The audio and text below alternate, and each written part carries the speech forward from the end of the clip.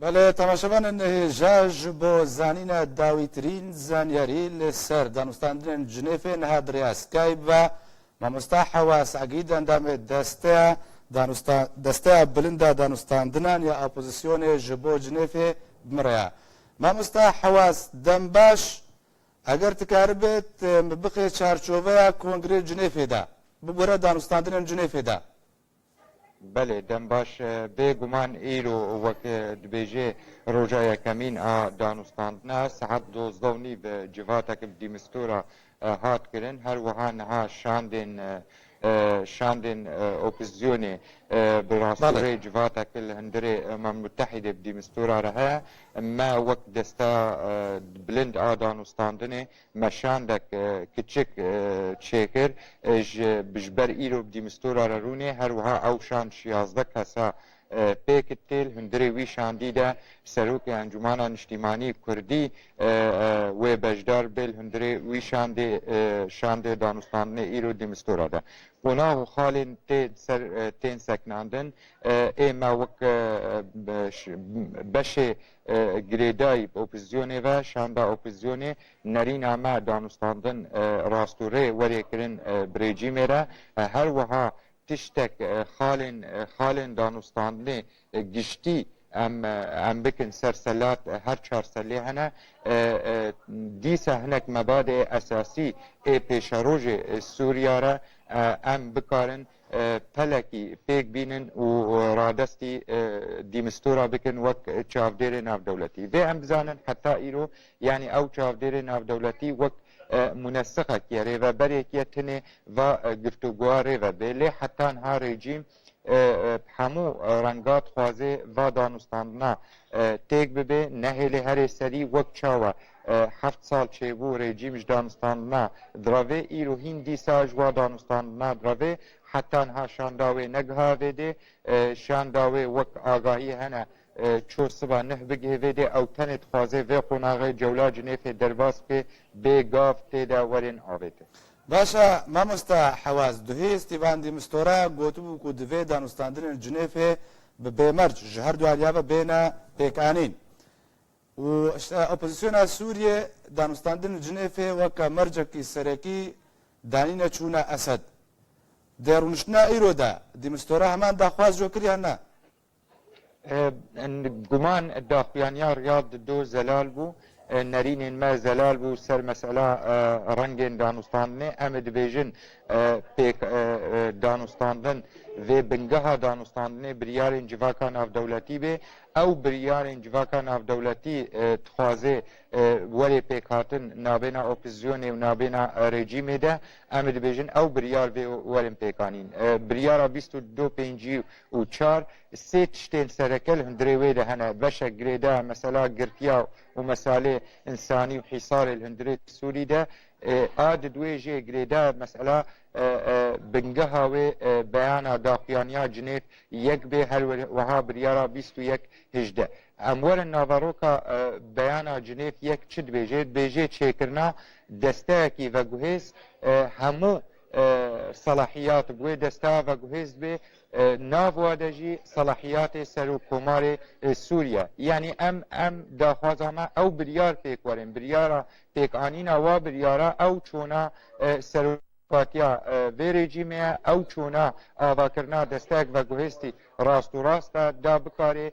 بنگه کی چه که ملت سوری تیده بکاره براستی نیزی که هلبجارتنا بن راستی خلق سوری اجدر و وگرن سروار خواه و بکاره دست پیک به شپوناهک نه سوریار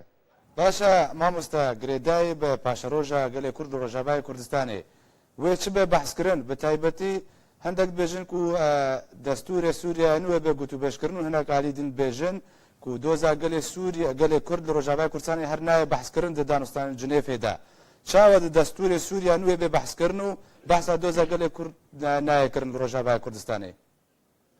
دتشت هذا جريداينا يعني بقمان عمدا شافدو ناين جدا كلن يعني نزان مخابن افغوتن جارنا ام صحتكن دوزا كرد الهندري كردستان سوري ده بشكش دوزا سوريا هل وها دوزا سوري هك ام بيجن اوي چارا سريش دوزا سوري را وريكلن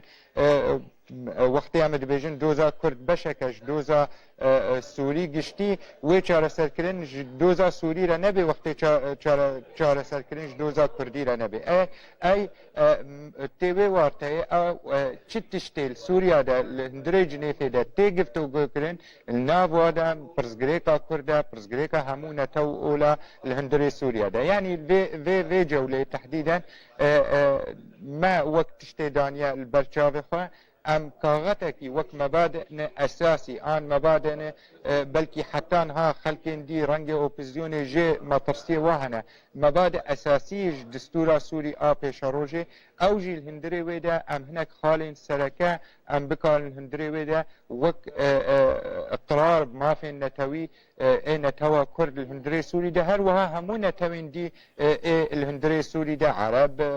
Kurd Tirkuman Siryan Aşûrî wez dibêjim ew wedî diyar bû yani bingeha daxuyaniya Riyadê ya didwê gelek xalên girêdayî pirzgirêka Kurdî ve tevlî newek tiştê em dixwazin tevlî newek nerîna me siyasî wek encumana niştimanî Kurdî hemû cîcî bû li hindirê wê de lê baweriyê me de bingehek baş jêr hat danîn û em dikarin ji wê bingehê em ser ava bikin vê em ji bîr nekin ne tenê encumana niştimanî Kurdî li hindirê Cinêfê ye ne tenê Kurd li hindirê Cinêfê ne lê belê xelkek dî cida heye û her wiha netewên cida hene olên siyasî olên dînî dîndarî ê cida hene her wiha beşên siyasî ê cida cida li mesela pirzgirêka Sûrî dinerin hene her yek ji wan xwe dibînin خسرینه نرینا خواه سیاسی ده یک شوا خواه نابینه سرکتیا نرینا خواه سیاسی ده جبرت نرینا و کسین جدا جدا حمویت اخی یک بگمان تجی وک کرد هنک تشت نوک نرینا تا ویجیب به لی تا دفجی برده و تنمانه دود که نه تشتی نوک نرینا ما وک انجمان اجتماعی تحفظا خسر ده مدیتیج مافی ما ام بردوامیه بکن داخوازا خواه هلوستا خواه ام بردوامیه البروی ده بکن حتی ام بکن وی هلوستا مامستا حواس وکا کرد تایبت بکرد چه سوز جواره هاتنه دان که داخوازن کردان روژاوای کردستان دستور دبینه چسباندن آن که جهگر کرن کەسێک نکارێ مامۆستا ینی هەندێ vê opozîsyona îro de bi rastî jî yanî kesek dijî mesela mafên netewî ê Kurd li hindirê Sûriya pêşerojê de bisekine kesek me nedîtiye me dengê kesekî hetan ha me seh nekiriye xelk hemû dibêjin pirzgirêka Kurd çareserkirina wê vê xelkê Sûrî hemî lê xwedî bin vê pirzgirêka Kurd çareser bibe mafên netewî ê Kurd li hindirê Kurdistana Sûriya de vê li hindirê distûra pêşerojê ya Sûriya de cîcî bibe li hindirê opozîsyonê a giştî de ez dibêjim wek hûn zanin mixabin gelek nav û gelek rengê opozîsyonê hene bêguman beşek kesatîne navê we hatine naskirin opozîsyon me jî şofînî çewt li serê wa de ew şxwe ne tenê dijî pirzgirêka Kurd û mafê Kurdin baweriyê min de ew dijî çareserkirina pirzgirêka Sûrî ne jî heta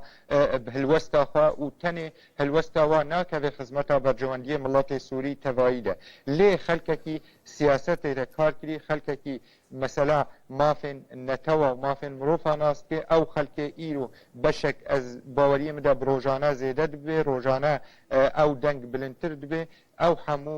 şirîkin me re û arîkarin piştgirtina mafê miletê me re ême jî em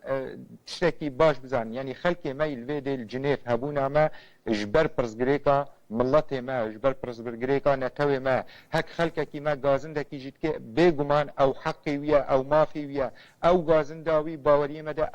ew xurtbûnekeş me re û em vê xwedî lê derkevin vê em berdewam bin daxwazê xwe de em ê bi astangiya bi zehmetiya re em ê derbas bin mesela danûstandinê siyasî şerreke yanî leşkerek belkî şerrekî li ser dê û canê xwe dê ji ber parastina xata xwe de lê